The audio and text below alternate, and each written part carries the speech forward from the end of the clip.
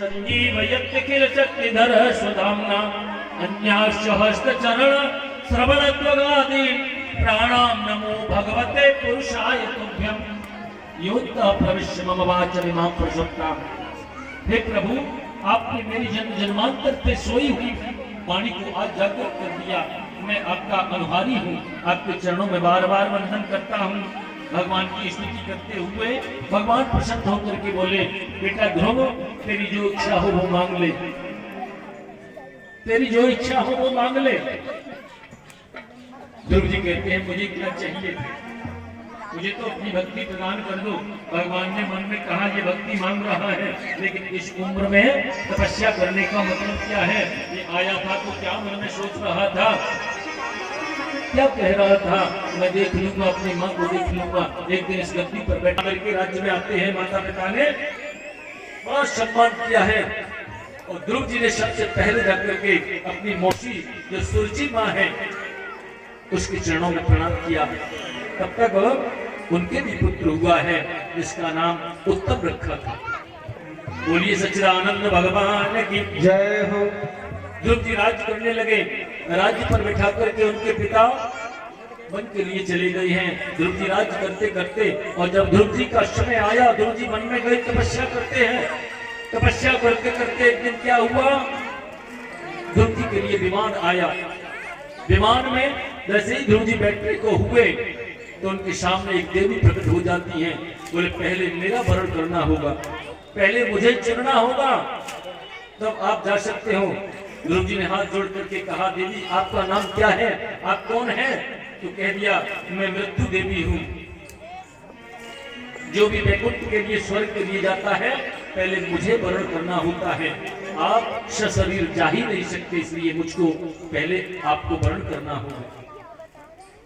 ध्रुव जी ने पार्षदों से कहा, बोले क्या करें? पार्षदों ने इशारा कर दिया, सिर नीचा कर लो, ये ध्रुव जी ऐसे ही लुट को जाएंगे। और ध्रुव जी ने उस मृत्यु देवी के सिर पर अपने चरण को रखा। मृत्यु देवी ने सिर को नीचा किया और तुरंत विमान में जाकर के बैठ गई और ध्रुव लोक में जाकर के ध्रुव जी स्थापित हुए हैं। बोलिए ध्रुव जी महाराज की जय हो। बोलिए सच्चिदानंद भगवान की जय हो। कन्हैया लाल की जय हो। जय श्री राधे श्याम। अब तो क्या है, प्रिय व्रत और उत्तान पाद की आपने कथा सुनी। प्रिय व्रत एक और भाई हैं इनके।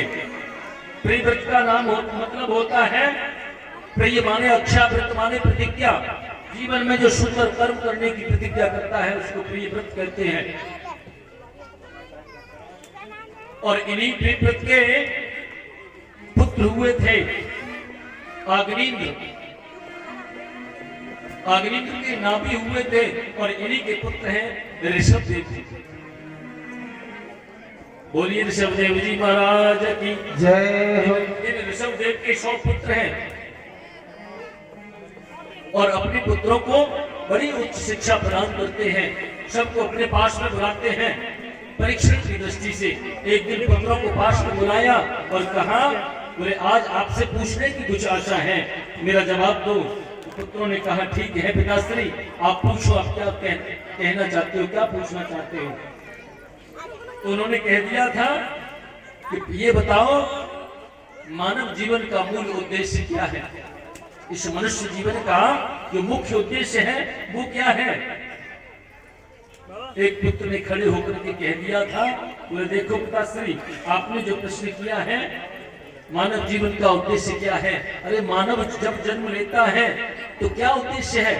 उसका मुख्य उद्देश्य तो यही है कि सुबह प्रातः काल ब्रह्म मुहूर्त में जाकर के स्नान करें। स्नान करने के बाद में थोड़ा भोग ग्रहण कर ले, उसके बाद में थोड़ा अपने कार्यों में लग जाए और कार्यों में लग करके दोपहर का भोजन करे, फिर थोड़ा क्रीड़ा कर ले, फिर विश्राम करने के बाद में रात्रि में भोजन आदि करके और सो जाए।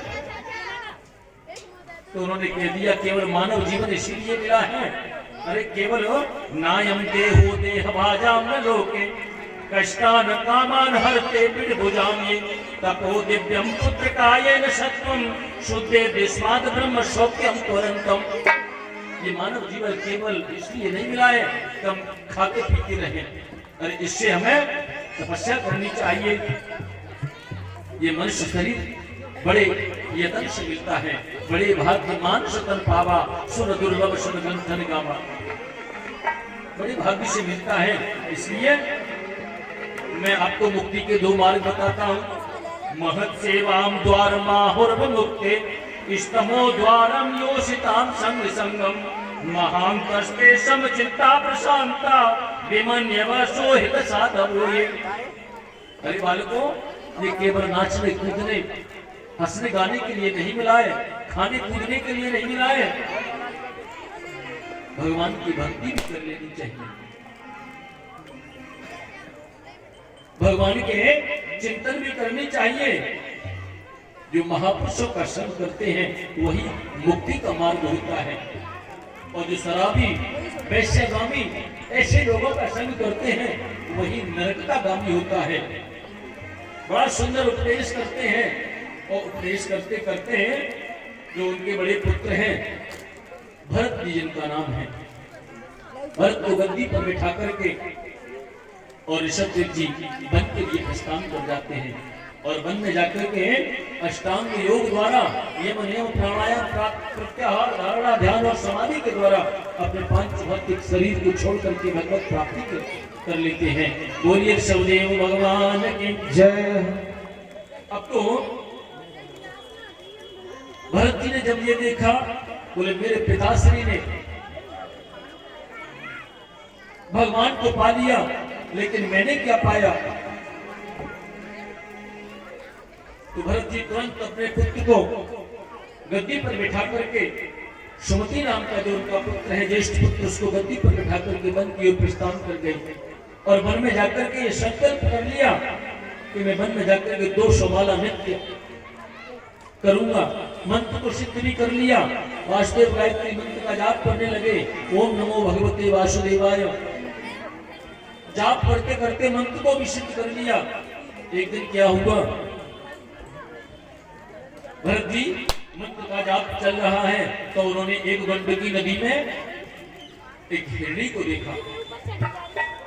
तो हिरणी गर्भवती है और जल पान करने के लिए आई। जल पान करने के लिए जैसे ही उसने पीने को जल हुई, पीछे से किसी सिंह ने दहाड़ मार दी। दहाड़ मार करके जैसे ही हिरणी ने उस दहाड़ को सुना, भय के मारे उस जल में कूद गई और बीच उस नदी में जाकर के उसका जो गर्भस्थ शिशु था वो नदी में पैदा हो गया। हिरणी बेचारी किनारे पर चली गई।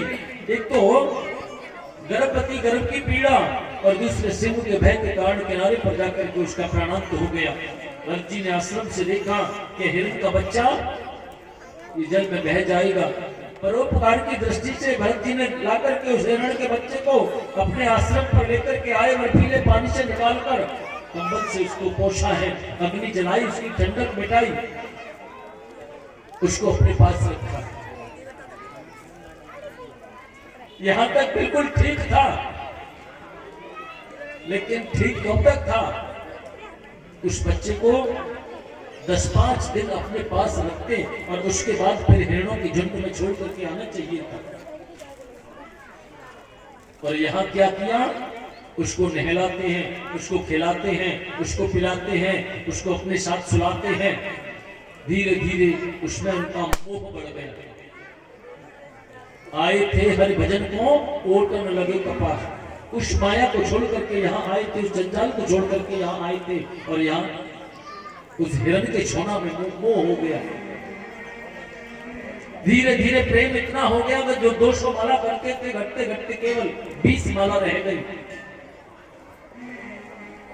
और ये भजन करने जब बैठते तो वह हिरण का बच्चा आता और इनसे अपनी पीठ आकर के खुजलाने लगता। पीठ खुजलाता है तो उसको गोद में लेकर के बैठ जाते। बोले मुझे ही तो सब कुछ समझता है, अरे संसार में इसका है ही कौन? इसका माता, इसका पिता, जो कुछ भी हूँ सब मैं ही तो हूँ। न भगवान का चिंतन, न परमात्मा का चिंतन। और जब अंतिम समय आया तो हे हिरण, हे बेटा हिरण, हे बेटा हिरण, भरत जी का प्राणांत भी हो गया। बोली सच्चिदानंद भगवान की जय। भगवान की कृपा देखो, अंगिरस गोत्री ब्राह्मण के यहाँ इन्होंने पुनः जन्म ले लिया। जन्म जब मिला मनुष्य का ब्राह्मणों ने कुंडली देखी और इनके पिताजी ने कहा ये बहुत बड़ा विद्वान होगा, ज्योतिषी है इनके पिताश्री। भरत जी ने मन में विचार किया, अब मैं इस जीवन को व्यर्थ जाने नहीं दूंगा, अब इस झंझट में नहीं पड़ूंगा। पिताजी ने कहा देखो गायत्री मंत्र दे दिया, ब्राह्मण का कर्तव्य है इस गायत्री मंत्र को मुझे 4 दिन में याद करके सुनाना। भरत जी मन में सोचने लगे यदि आज मैंने इनको सुना दिया तो कल कहेंगे विवाह पद्धति याद कर लो, ब्राह्मणों के कार्य हैं। परसों कहेंगे ग्रह शांति याद कर लो। अरे जिससे मैं बचना चाहता हूं उसमें फिर पड़ जाऊंगा। जान तो सब कुछ है, सब ज्ञान है, लेकिन 6 महीने में भी इस गायत्री मंत्र को याद करके सुनाया नहीं। पिताजी ने कहा कर लिया, चुप रह गए। उन्होंने कहा मेरी ज्योतिष कभी फेल नहीं हुई, मेरी ज्योतिष कहती है ये बहुत बड़ा विद्वान होगा, लेकिन यहाँ फेल हो रही है। इसका लक्षण कहता है ये बिल्कुल जड़ है, तो उनका नाम ही पड़ गया जड़ भरत। बोलिए जड़ भरत जी महाराज की जय।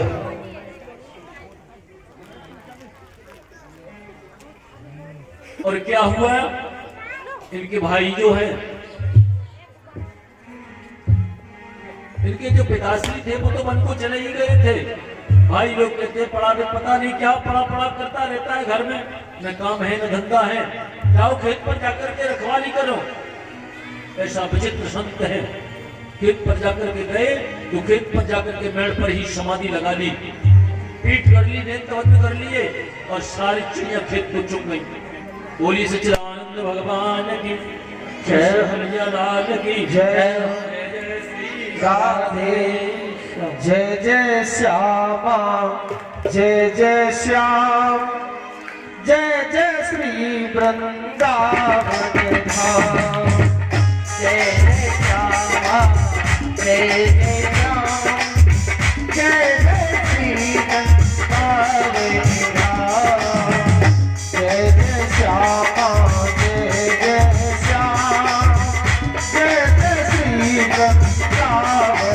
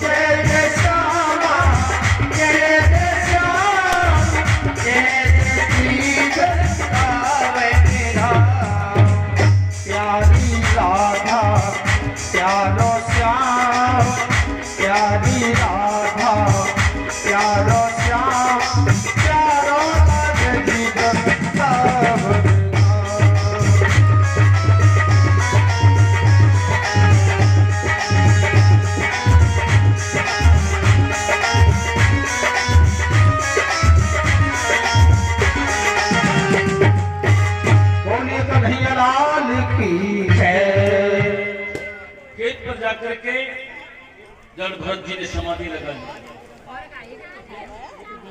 सारे खेत को चिड़िया चुग गई। भाइयों ने आकर के देखा, बोले तुम्हें इसलिए भेजा था खेत पर समाधि लगा लेना। परेशान हो गए बहुत, कहने लगे अरे वो पिताजी तो पधार गए, ये माटी का मटूलना हमारे लिए छोड़ गए, निकल जाओ यहाँ से। घर से निष्कासित कर दिया, कहाँ जाना है पता नहीं, कहाँ रहना है कोई पता नहीं, चरणों में पादुका भी नहीं है। मोटा सा जनेऊ धारण किए हैं, जिधर जा रहे हैं वही रास्ता है और जहाँ रुक जाते वही आश्रम बन जाता है। बोली सच्चिदानंद भगवान की जय, कन्हैया लाल की जय। राधे श्याम। रास्ते में जा रहे तो सामने देखा सिंधु देश का राजा रघुगढ़ पालकी में बैठ करके आ रहा है। 4 पहाड़ उसकी पालकी को ढो रहे हैं, चारों कोनों पर लगे हुए हैं। एक जो सेवक था उसमें से अस्वस्थ हो गया तो उसने कहा महाराज क्षमा करना, मैं पालकी चलाने में असमर्थ हूं। रघुगढ़ ने कह दिया देखो तुम असमर्थ हो तो क्या हुआ, ये पूरी प्रजा तो अपनी सेवक है। अब जो भी तुम्हें मिले उसको पालकी में लगा लेना। ठीक है महाराज। आगे चले तो और तो कोई मिला नहीं, ये मोटे ताजी बाबा मिल गए। बड़ा मोटा थूला शरीर है, दृष्ट पुष्ट है।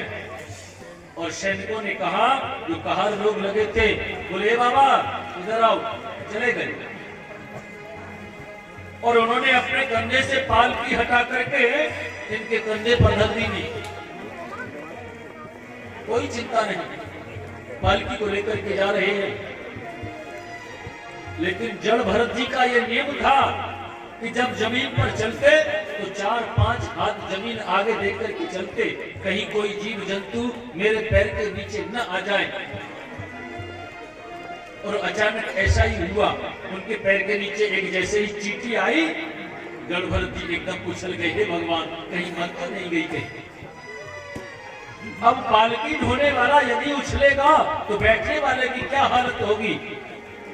जैसे ही जड़ भरत जी उछले, रघुकुल का सिर ऊपर की बल्ली में लगा और सैनिकों को डांट करके बोला, क्या करते हो? बोली सच्चिदानंद भगवान की जय, कृष्ण कन्हैया लाल की जय। जय जय श्री राधे। वो तेरे मन की मन में रह जाएगी, तू कर ले भजन हरि को। मन की मन में रह जाएगी, तू कर ले भजन हरि को। हरि कर ले भजन हरि को, तू कर ले भजन प्रभु को। कर ले भजन हरि को, तू कर ले भजन प्रभु को। हरि मन में रह जाएगी, तू कर ले भजन हरि।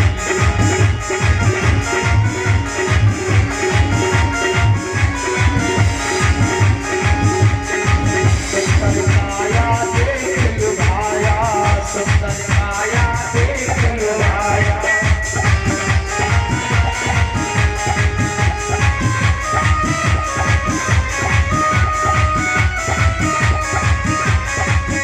हरि कर ले भजन हरि को, तू कर ले भजन हरि को। तेरे मन की मन में रह जाएगी, तू कर ले भजन हरि को।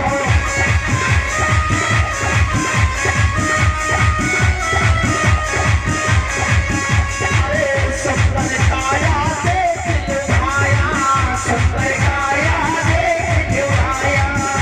तो बीच अग्न में रह जाएगी, तू कर ले भजन हरि को। तो बीच अग्न में रह जाएगी, तू कर ले भजन हरि को। हरि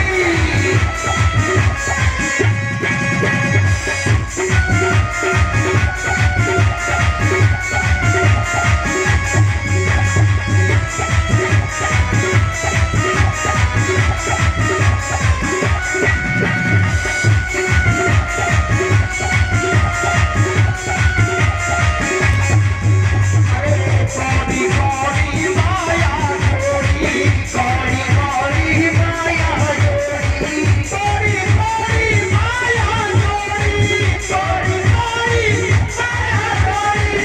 सुतवारी जैसे रह जाएगी, तू कर ले भजन हरि को।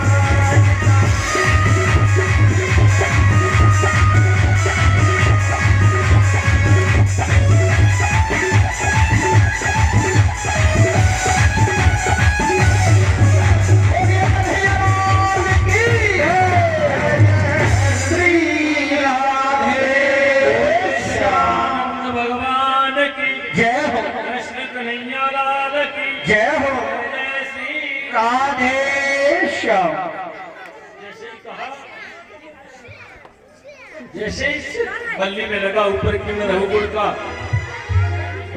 और तुरंत पालकी से नीचे कूद गया।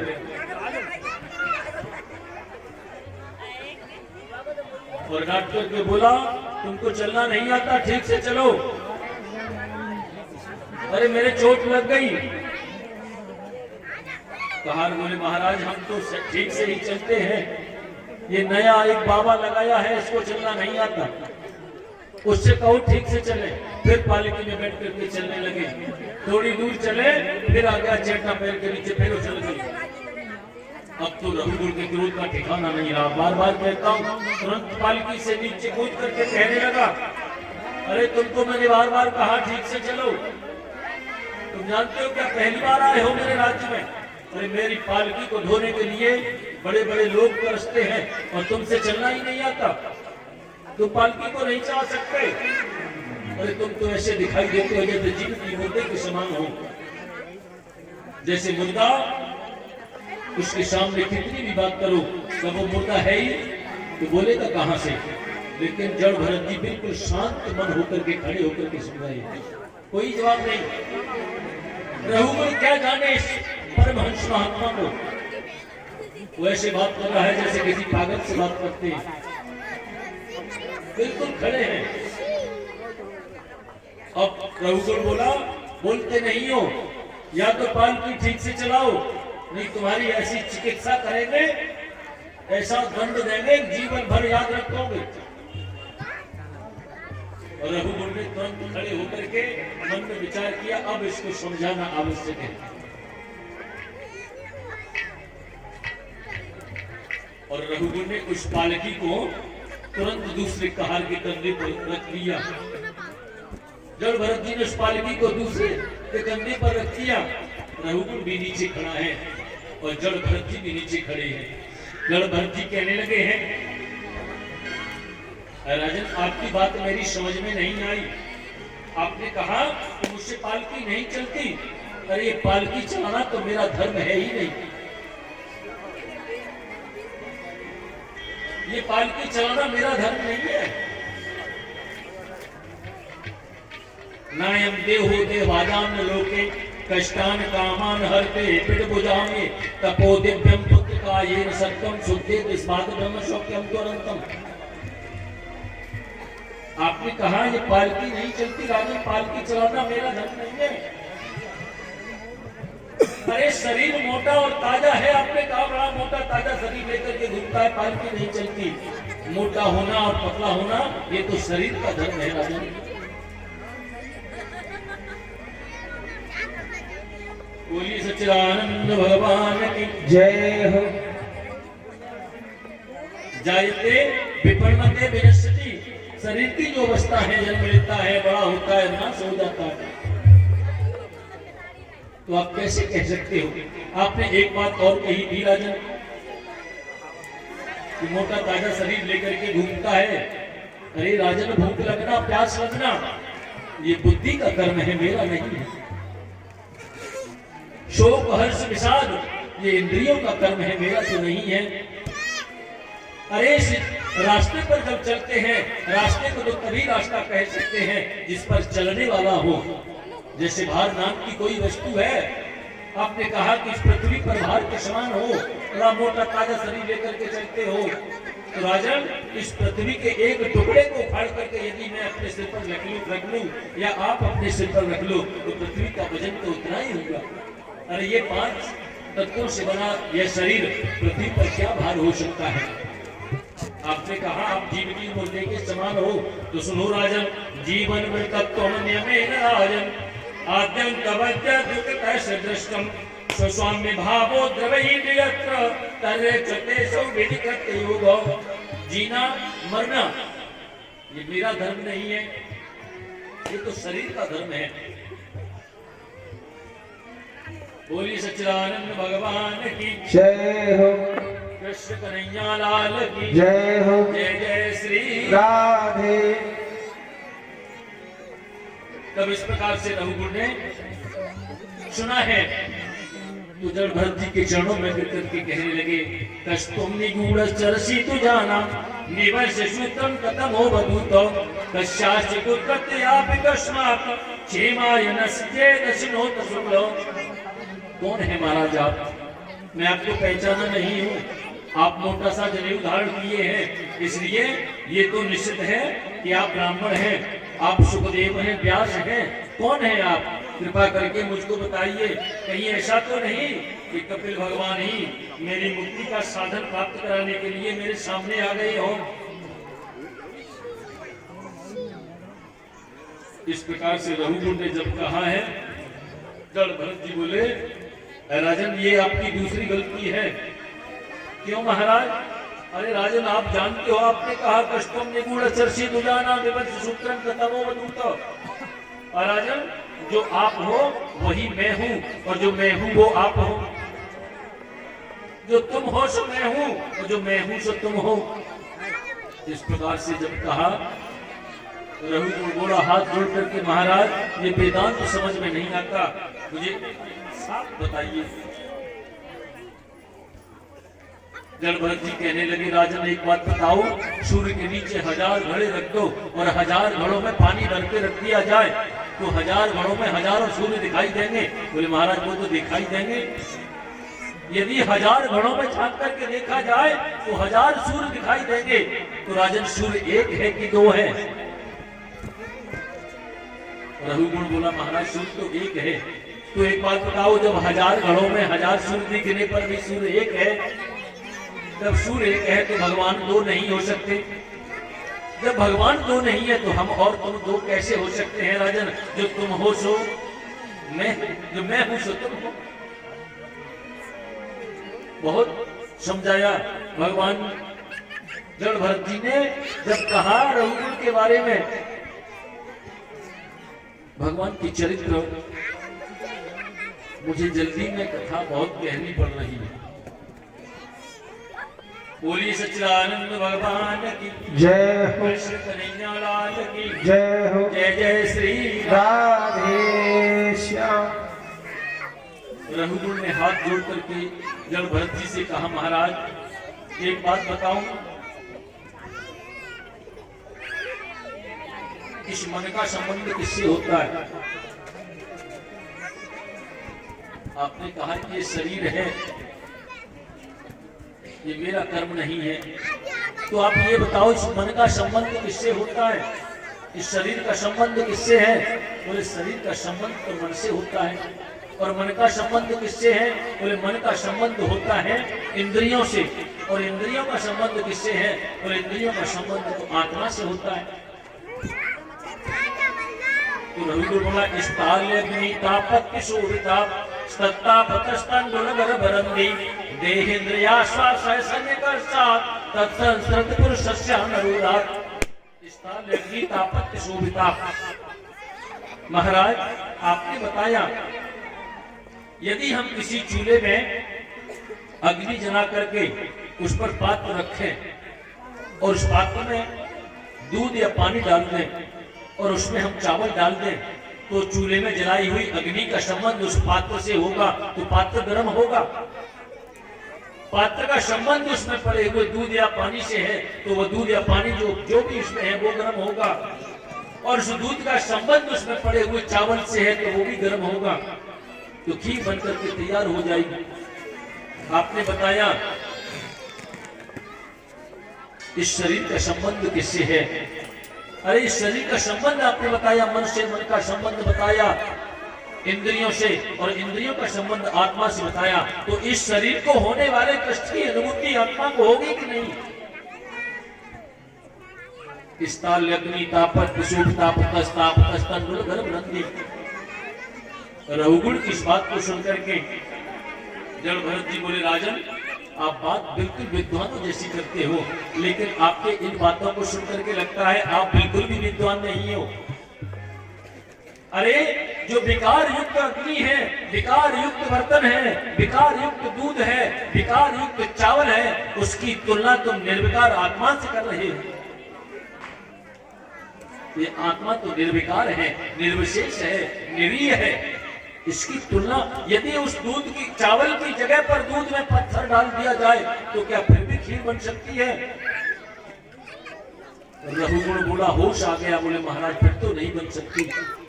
तो राजन ये विकार युक्त वस्तुओं की तुलना तुम निर्विकार आत्मा से कैसे कर सकते हो?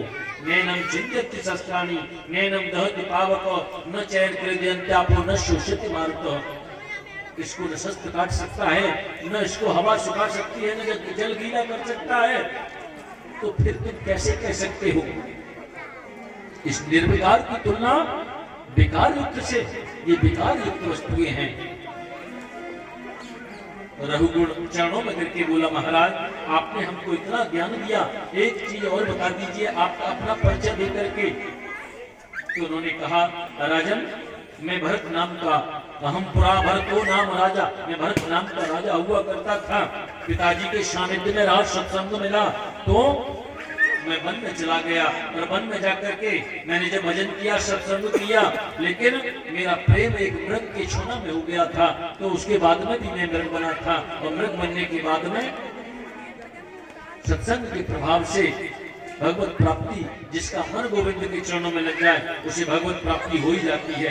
बोलिए सच्चिदानंद भगवान की जय हो। उपदेश देकर के वहां से जब भरत जी चले गए। बोलिए कृष्ण कन्हैया लाल की जय हो। जय जय श्री राधे श्याम। श्री राधे।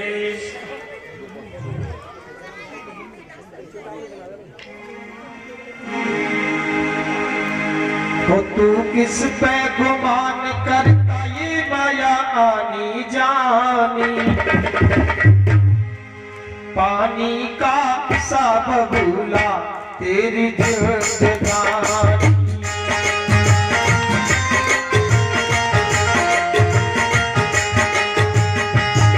हो तू किस पे गुमान करता ये माया आनी जानी, तू किस पे गुमान करता ये माया आनी जानी।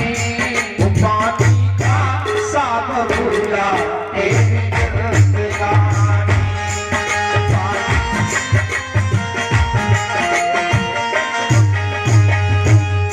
तेरी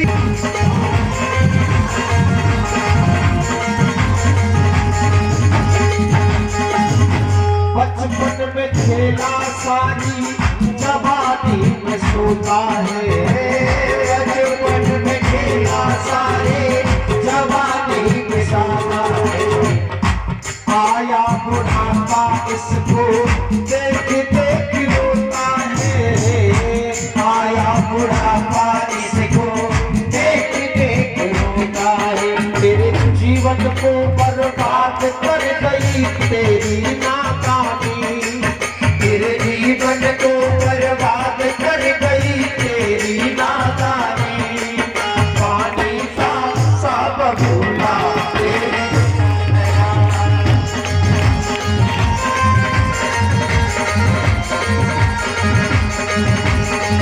पानी का सब भूला तेरी जिंदगानी। बोलिए कन्हैया लाल की जय। जय जय श्री राधे श्याम। सच्चिदानंद भगवान की जय हो। इस प्रकार से जब भरत जी ने रघुकुल को उपदेश किया, और सुखदेव जी कहते हैं, राजन जिसका मन भगवान के चरणों में लग जाए,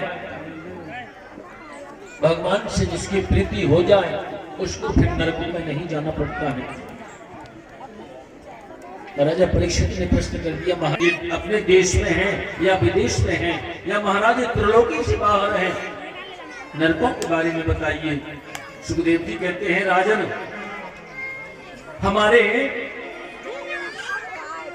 पृथ्वी के दक्षिण दिशा की ओर 99,000 योजन की ऊंचाई पर 28 प्रकार के नरक हैं, और इन 28 प्रकार के नरकों में व्यक्ति जब बुरे कर्म करता है तो यमदूत उसके गले में रस्सी डाल करके, पांच का फंदा डाल करके उसको ले जाते हैं, नरकों में डाल देते हैं। तामिश्रम आंध तामिश्रम रौरव महारौरव नरकम कालसूत्रम च महानरकम एव च। तामिश्र आंध तामिश्र रौरव महारौरव कालसूत्र कुंभी पाक इत्यादि में जो नरक है, उसमें जीव को ले जाकर के डाल दिया जाता है। जो झूठी गवाही देता है रौरव नरक में वह जाता है। दूसरे के धन को जो हड़पता है वो आंध तामिश्र नरक में जाता है। व्यभिचारात् भरतो स्त्री प्राप्नोत निंदताम। जो स्त्री अपने पति का परित्याग करके किसी पर पुरुष के साथ में व्यभिचार करती है, वह महारौरव नाम के नरक में जाती है। व्यभिचारात् भरतो स्त्री प्राप्नोत निंदताम सृगाल योनि चाप्नोति। उसको कुत्ते की योनि प्राप्त होती है। इसलिए और जो कुंभी पाक नरक में जाते हैं, जो दूसरे जीवों की हिंसा करते हैं, उसको भून करके खा जाते हैं, वो कुंभी पाक नरक में जाते हैं और वहां जाकर के हजारों मन तेल बड़ी भट्टी पर उबलता रहता है और उसमें उसको डाल दिया जाता है, पकौड़ी जैसा फूल जाता है। राजन हाय हाय करके चिल्लाता है, लेकिन कोई सुनने वाला नहीं होता है। बोली सच्चिदानंद भगवान की जय हो। इसलिए नरकों से भगवान के प्रति आस्था रखो, भगवान का भजन करो, इसलिए नरकों से बचना चाहिए। राजा परीक्षित कहते महाराज एक बात बताओ, हमसे कुछ पाप अनजाने में हो जाते हैं, उनके लिए हम क्या करें? जैसे हम जब घर में झाड़ू लगाते हैं तो हजारों छोटे छोटे कीट मर जाते हैं। हम जब घर में भोजन बनाते हैं तो उस ईंधन करने में बहुत से कीट मर जाते हैं, बहुत से जीव जंतु मर जाते हैं। हम जब घर में आटा पीसते हैं तो घुन आदि पिसकर के बन जाते हैं। तो उनसे कैसे बचा जाए ये हमें बताइए। कहने लगे देखो राजन, अनजाने में जो पाप होते हैं उनसे बचने के लिए हमको 5 महायज्ञ करने चाहिए। पंचसूना गृहस्थस्य चुल्ली पेशण पस्कर कंडनीच ओद कुम्भच, उसको 5 महायज्ञ करने चाहिए। सबसे पहले तो घर में जिस चूल्हे पर भोजन बनता है, जिससे हमसे पाप होता है, उसमें हमने रोटी बनाई, उस रोटी को लेकर के उसको घी लगा करके और उस रोटी के टुकड़े करके उस पर घी लगा के उस पर कुछ मिष्ठान रख गए, पहले उस अग्नि के लिए भोग लगाओ और क्षमा याचना करो। दूसरा है गौ ग्रास निकालो गाय के लिए और गौ तक उसको पहुंचाओ। गौ ग्रास निकाल करके गौ तक पहुंचाओ। ऐसा नहीं कि गौ ग्रास तो निकाल दिया लेकिन चूल्हे के पीछे डाल दिया, कल दे देंगे।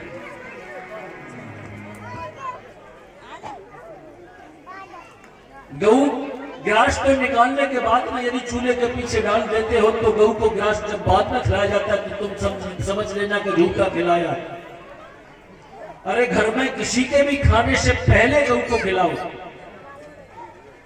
यहां तक कि घर में जो पहली आपने रोटी बनाई है, दूसरी रोटी भी तब बनाओ तब पहले गौ तक पहुंचाओ।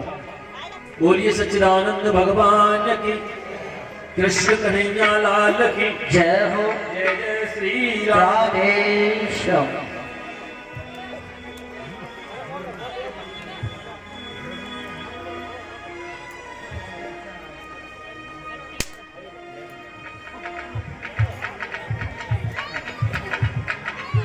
बोलिए कृष्ण कन्हैया लाल की जय हो। जय जय श्री राधे।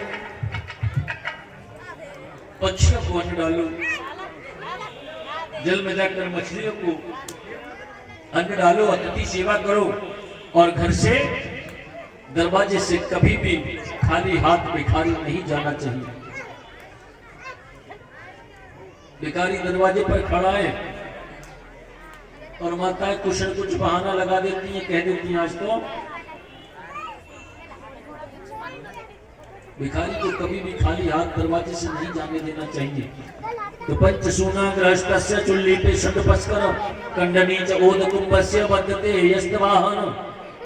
5 ये महा यज्ञ करोगे तो अनजाने में जो पाप हमसे हुए उनसे भी बच सकते हैं। राजन बोलिए सच्चिदानंद भगवान की जय हो। इसलिए भगवान के नाम को हमेशा स्मरण रखो। यदि भूल से भी भगवान का नाम मुख से निकल जाए तब भी उसका उद्धार हो जाता है।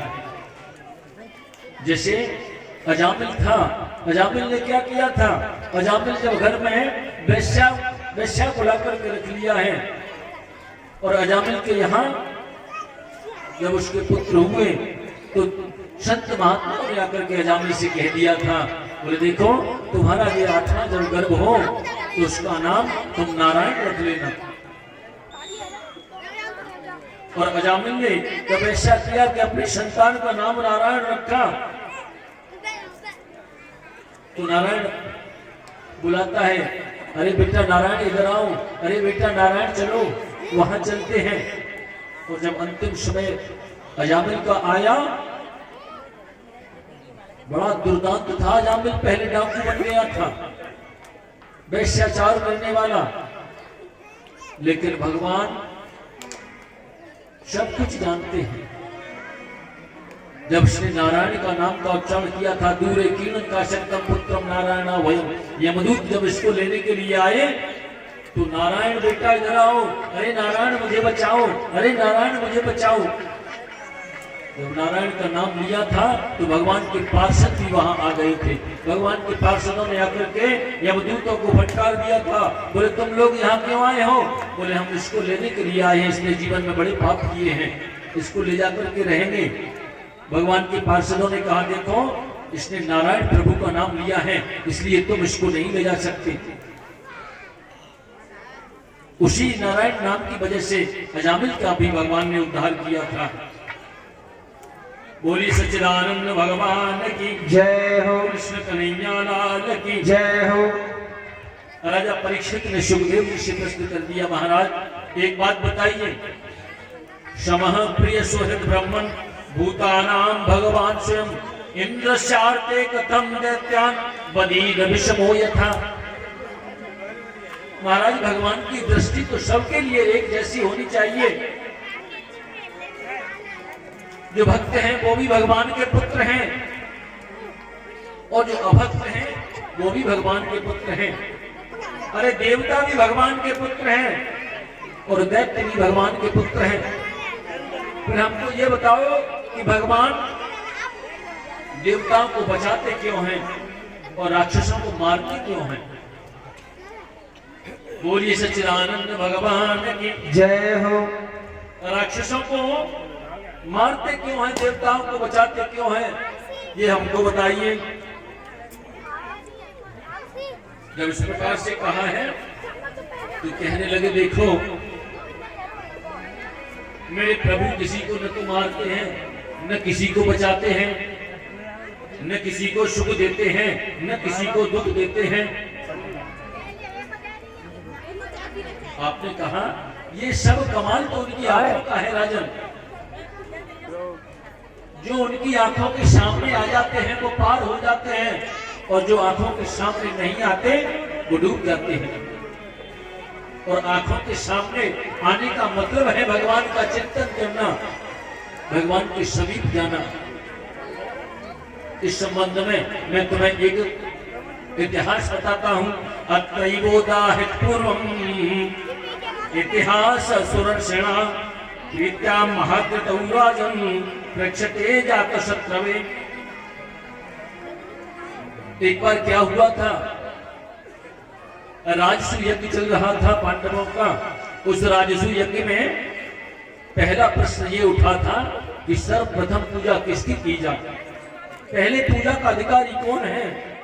तो वहां सबने एक राय होकर के कह दिया था कि प्रथम पूजा के अधिकारी तो कृष्ण ही हैं। उसी सभा में शिशुपाल विराजमान था। तो शिशुपाल ने जब ये सुना, ये चोर प्रथम पूजा का अधिकारी, अरे जीवन भर माखन चुराता रहा, जंगल में जाकर के गाय चलाता रहा, पोखरा का इसने पानी पिया और आज द्वारका का राजा बन गया तो प्रथम पूजा का अधिकारी हो गया। भगवान को गिन करके गालियां देने लगा था। भगवान ने उस समय उसको बहुत समझाया, क्योंकि उसकी मां को वरदान दिया था, वचन दे दिया था कि मैं तेरे पुत्र की 100 गालियां तक माफ करूंगा। भगवान कहते शिशुपाल देख 97 गाली हो गई है। शिशुपाल फिर भी गाली दे रहा है। देख 98 हो गई है, 99 हो गई है, और 100 जैसे हुई तो सुदर्शन चक्र को ले धारण कर लिया है।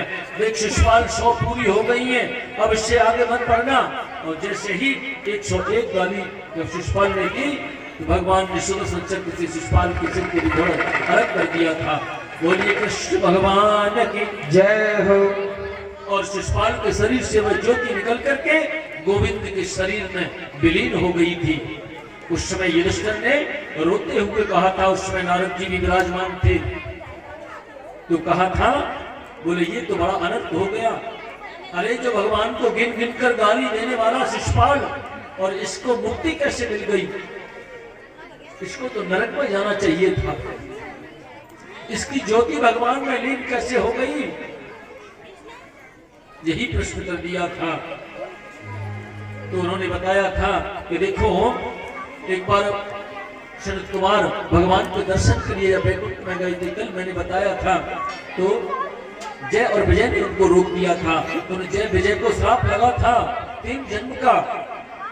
तो पहले जन्म में ये हिरण्याक्ष और हिरण्यकश्यप बने थे। भगवान ने वराह रूप धारण करके और नरसिंह रूप धारण करके इन दोनों का उद्धार किया था। विश्वश्रवा और केकसी के गर्भ से रावण और कुंभकर्ण के रूप में प्रकट हुए थे। राम अवतार में इनका उद्धार कर दिया था। वे ही जय और विजय इस समय शिशुपाल और दंत वक्र बन करके आए हैं।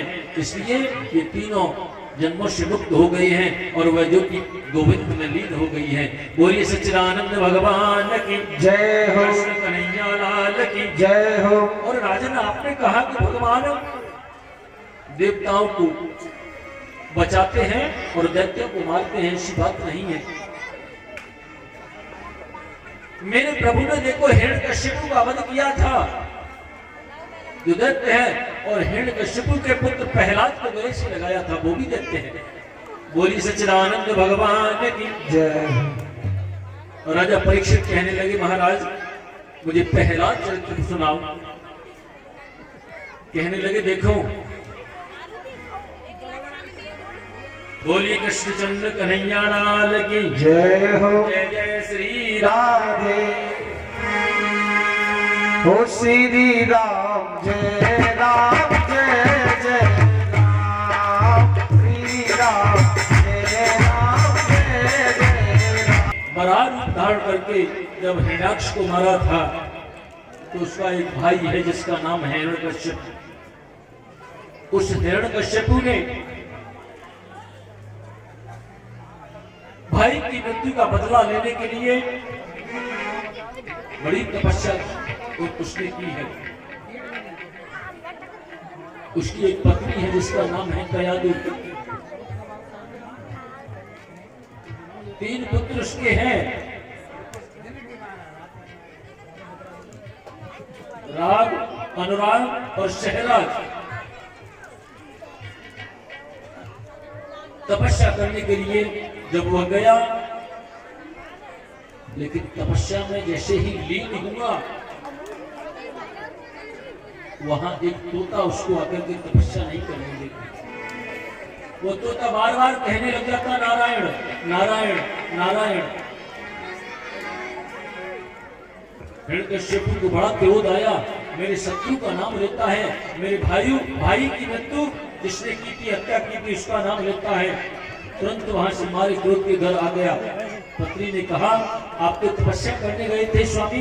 बोले, उस तोते ने मुझे तपस्या करने नहीं दी, मेरे शत्रु का नाम लेता है बार बार। क्या कहता है? पत्नी ने कहा, क्या बोला था? बोले, वो नारायण नाम ले रहा था। जैसे ही नारायण नाम शब्द सुना, कयादि ने कहा, आज चाहे कुछ भी हो जाए, इन्होंने भगवत नाम पहली बार लिया है। मैं ये प्रतिज्ञा करती हूँ कि आज इनसे 108 बार नारायण नाम इनकी जिह्वा पर निश्चित रूप से लाऊंगी। कयादि बार बार कहती है, स्वामी वो तोता क्या कह रहा था? अरे देवी, वो नारायण नारायण कह रहा था। कयादि ने भोजन परोस दिया, पंखा से हवा जल रही है और पूछ रही है, अरे स्वामी वो तोता क्या कह रहा था? अरे देवी, मैंने आपको कितनी बार बता दिया, वो तोता नारायण नारायण नारायण कह रहा था। कयादि गिनती जा रही है। भोजन के बाद में विश्राम हुआ, कयादु ने चरणों को दबाना शुरू किया। अरे स्वामी, मैं भी कितनी भूलने वाली हूँ, फिर भूल गई वो तोता क्या कह रहा था। क्रोध के मारे कहता है, अरे देवी, तुमको कितनी बार बता दिया, वो तोता नारायण नारायण नारायण नारायण कह रहा था। 108 पूरे हो गए। कयादु को विश्वास हो गया, अब उद्धार हो जाएगा। बोली सच्चिदानंद भगवान जय हो, कृष्ण कन्हैया लाल की जय हो। उस समय कयादु गर्भवती थी।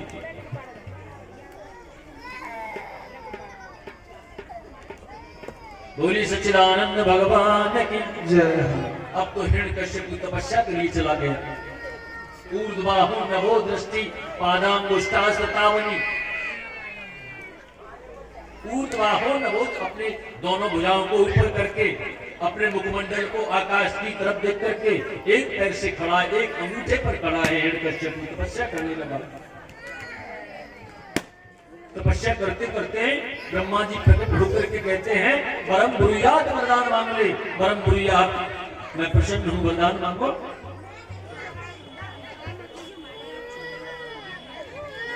बोला मुझे वरदान देने आए हो? बोले हाँ, हम प्रसन्न मांगो। तो मुझको अमर बना दो। हिरण्यकश्यप बोला मुझको अमर कर दो। ब्रह्मा जी बोले अमर तो मैं भी नहीं हूं, आपको कहां से कर दूं?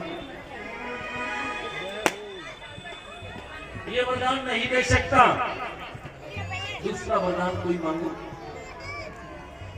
इस अमरता के वरदान को छोड़ करके आप जो मांगोगे वो प्रदान करूंगा, केवल इसको मत मांगो कि मैं स्वयं अमर नहीं।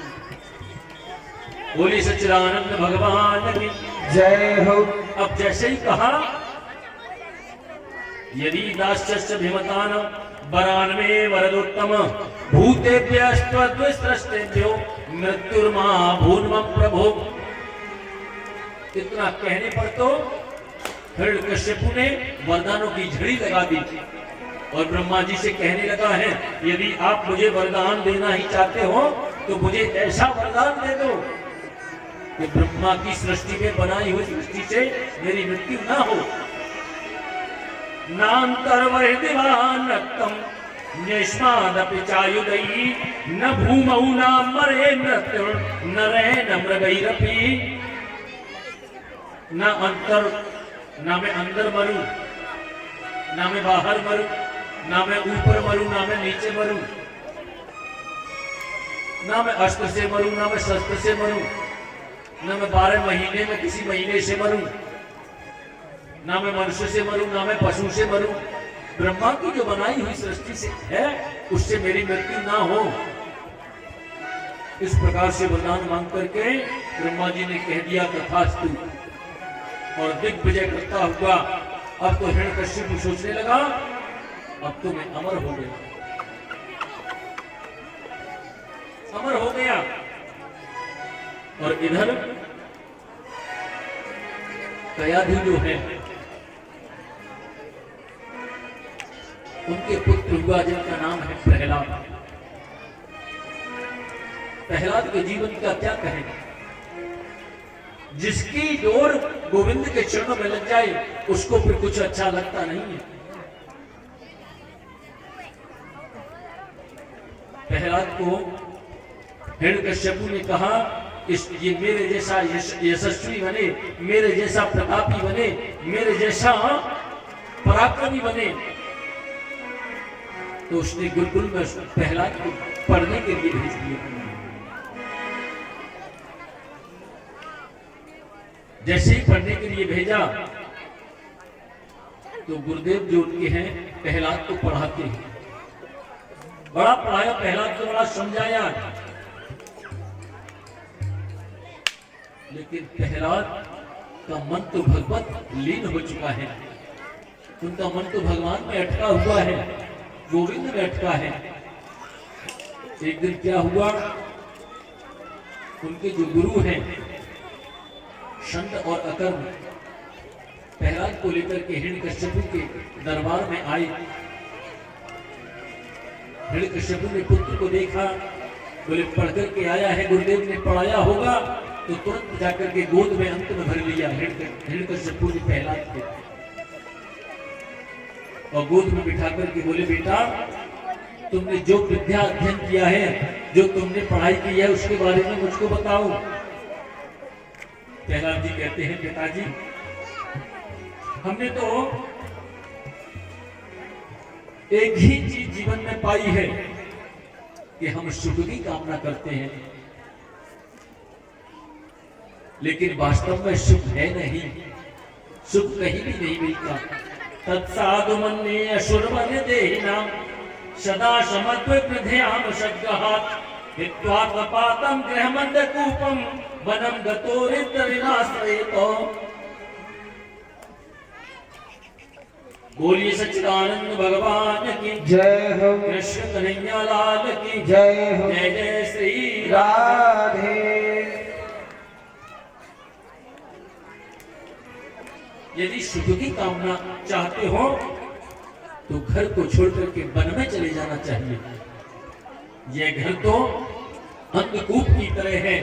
हित्वात्मपातं गृहमन्दकूपं वनं गतो यतरिमाश्रयेत। वन में जाकर के नारायण प्रभु का नाम लेना चाहिए, भगवान के चरणों में भक्ति करनी चाहिए। अब जैसे ही हिरण्यकश्यप ने सुना नारायण का नाम लेता है, तुरंत प्रहलाद को डांटते हुए बोला, ये किसका नाम लेता है? ये तुझको प्रेरणा किसने दी है? किसने पढ़ाया है तुझको? षण्ड और अकर्म वही खड़े हैं। नैसर्गिकीयम मतिरस्य राजन। अरे राजन, षण्ड और अकर्म को भी फटकार लगा दी है। बोले राजन, हमने ये इसको नहीं पढ़ाया। नैसर्गिकीयम मतिरस्य राजन, ये तो स्वाभाविक ही इसके बुद्धि में ये बातें पैदा हो रही हैं, हमने नहीं पढ़ाया। हिरण्यकश्यप ने डांटते हुए कहा, इसको ले जाओ, होश में रहना। यदि दोबारा इसके नाम मुख से नारायण का नाम सुन लिया तो खबरदार। अब तो षण्ड और अकर्म प्रहलाद को लेकर के आश्रम पर आए। प्रहलाद को बहुत समझाया बुझाया। बोले हमें क्यों दंड दिलवाना चाहता है प्रहलाद? अरे जो हम पढ़ाते हैं उसको पढ़ो। प्रहलाद ने कहा ठीक है गुरुदेव। लेकिन प्रहलाद का मन तो गोविंद में अटका हुआ है। कुछ समय बाद षण्ड और अकर्म प्रहलाद को लेकर के आए। बोले अब शायद इनके पिता हिरण्यकश्यप प्रसन्न होंगे, हमको कुछ इनाम भी मिलेगा। और दौड़ करके प्रहलाद को हिरण्यकश्यप ने गोद में लिया और पूछा, बेटा क्या सीखा तुमने? प्रहलाद ने बड़ी सुंदर बात कही, पिताजी भगवान को प्राप्त करने के लिए भक्ति 9 प्रकार की होती है। श्रवणम कीर्तनम विष्णु, स्मरणम पाद सेवनम, अर्चनम बंदनम दास्यम, शक्यमात्म निवेदनम। ये भागवत की नवदा भक्ति है। श्रवणम कीर्तनम विष्णु, स्मरणम पाद सेवनम, अर्चनम बंदनम दास्यम, शक्यमात्म निवेदनम। भगवान के गुणानुवादों का श्रवण करना चाहिए। ये भागवत की पहली भक्ति है।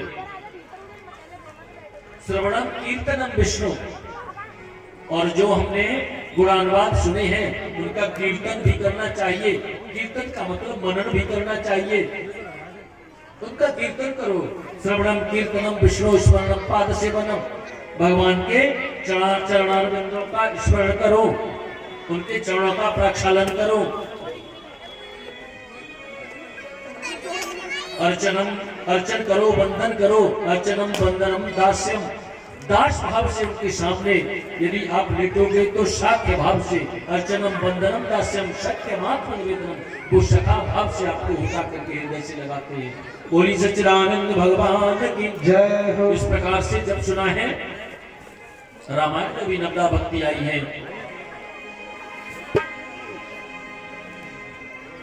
कि प्रथम भगते संतने करि शंका, दूसरी रति मम कथा संगा। प्रथम भगते संतने करि शंका, दूसरी रति मम कथा प्रसंगा। पूर्वपद पंकज सेवा, तीसरी भगति अमान, चौथी भगति मम गुण गण, करहि कपट तजगान। मंत्र जाप मम दृढ़ विश्वासा, पंचम भजन तो वेद प्रकारा। मंत्र जाप मम दृढ़ विश्वासा,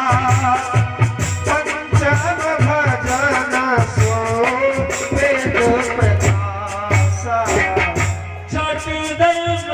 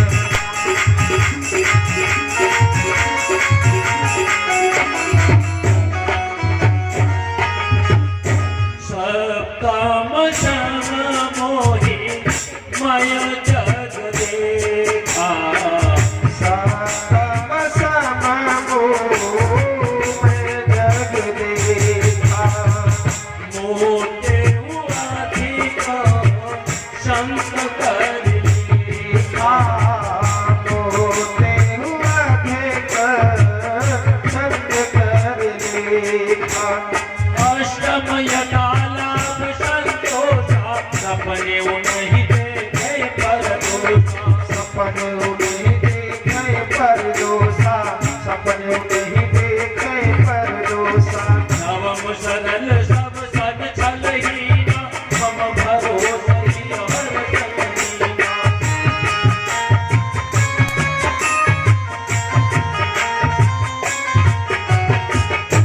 बोली सच्चिदानंद भगवान की जय हो। नवदा भक्ति के बारे में जैसे एक प्रहलाद ने कहा है, हिरण्यकश्यप मारे क्रोध के लाल हो गया है और हिरण्यकश्यप ने तुरंत